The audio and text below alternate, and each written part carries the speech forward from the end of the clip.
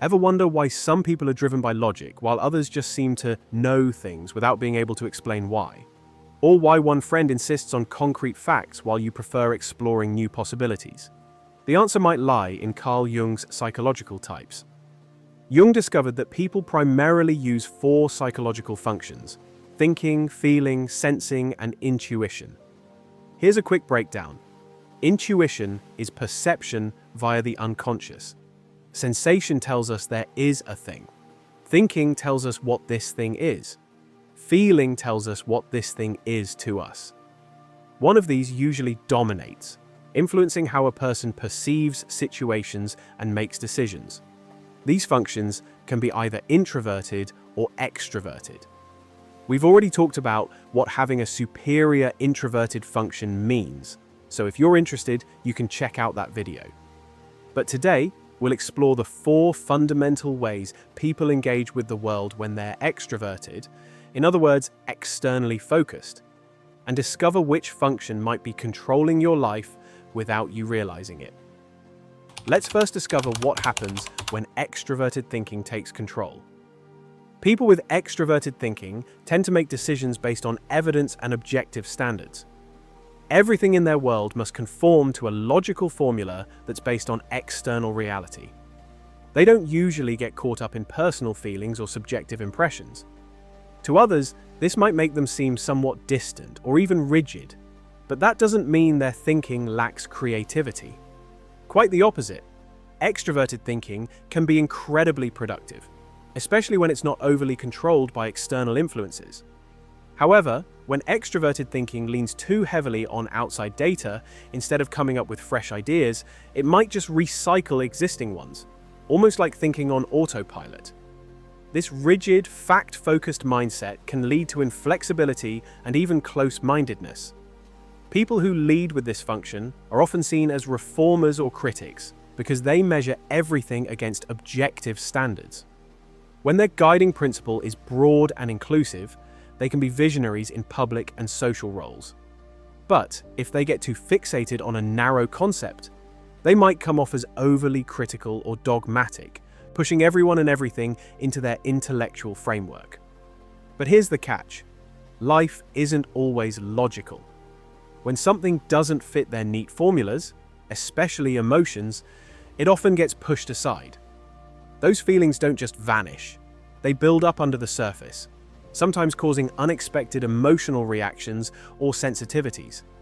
Someone who seems perfectly rational on the outside might struggle quietly with worries or fears they don't fully understand. They might develop secret prejudices or become surprisingly sensitive to criticism. In extreme cases, despite their focus on logic and impersonal ideals, they may neglect their own health, damage their social position, or even harm their family interests. This inner contradiction can lead to neurosis, with an individual developing hypochondriac tendencies or irrational fears. Now let's move on to extroverted feeling. This function orients itself around objective values, standards that come from the outside world rather than personal preferences. People with extroverted feeling harmonize their emotions with external situations and widely accepted values. They feel what's appropriate to feel in a given context. If a painting is considered beautiful by society, they experience it as beautiful. If something is traditionally valued, they value it too. These people are often the ones who support cultural initiatives, make social gatherings pleasant, and maintain important relationships. They are the ones who make sure everyone feels comfortable and appreciated.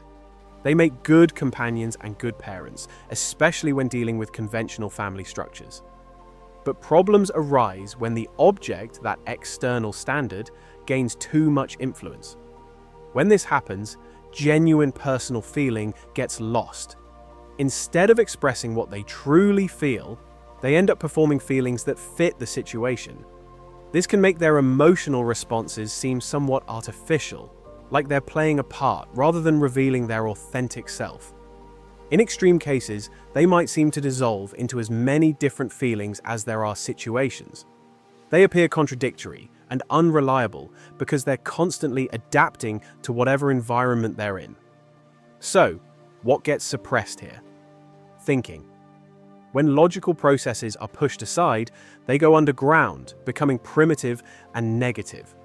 Unacknowledged and unintegrated, they often resurface as intrusive thoughts or harsh internal critiques that attack precisely what the person values most, creating a troubling inner conflict.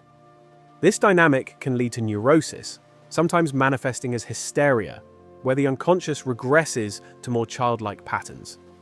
Now let's look at extroverted sensing. This type is determined by what creates the strongest sensory impact.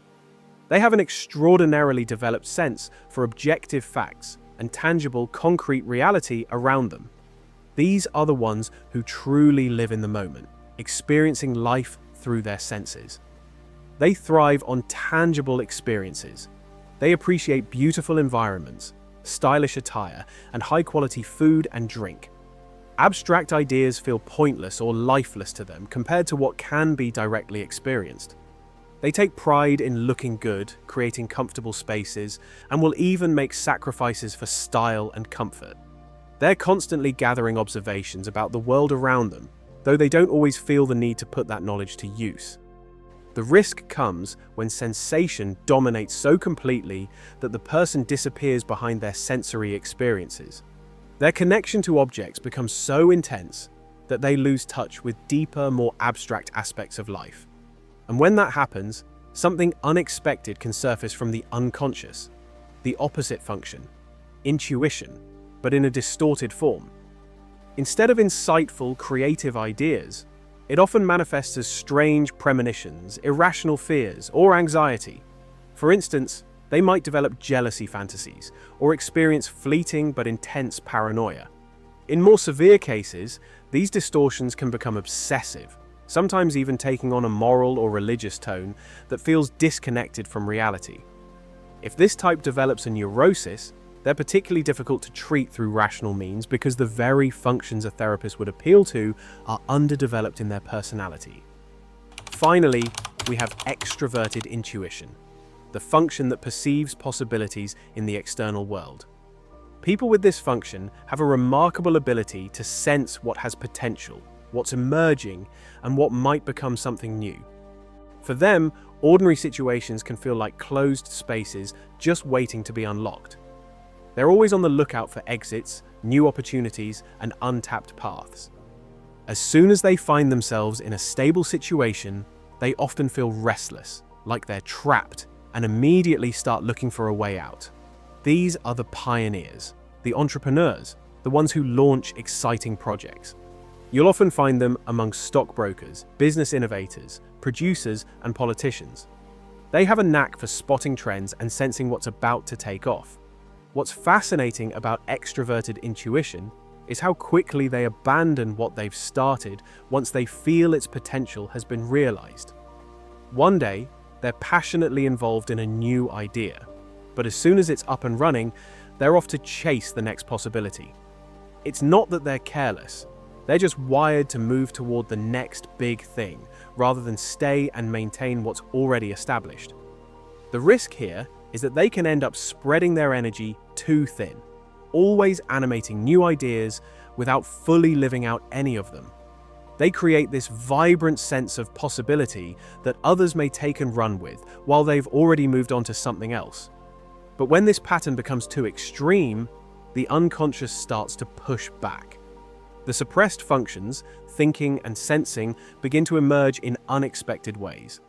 Instead of visionary ideas, they might experience intrusive worries about concrete matters, like sudden financial fears, irrational anxieties about health, or obsessive thoughts that seem oddly practical or moralistic. If this type develops a neurosis, it's often marked by a paradox. Despite their conscious desire to be free from constraints, they may find themselves compulsively attached to certain objects or ideas they once treated with carefree disregard. It's as if, in their quest for freedom, they've unknowingly created new limitations, becoming trapped in patterns of rigid reasoning or obsessive thinking. Now, the important thing to remember is that no function is inherently good or bad. It's all about balance. Understanding these patterns can help us recognize when we're over-relying on one function and neglecting others. Self-awareness, allows us to integrate both extroverted and introverted aspects, leading to a more balanced and healthy psyche. Thank you so much for watching. If you found this exploration of Jung's psychological types interesting, let me know in the comments which function you think might be dominant in your personality. See you in the next one.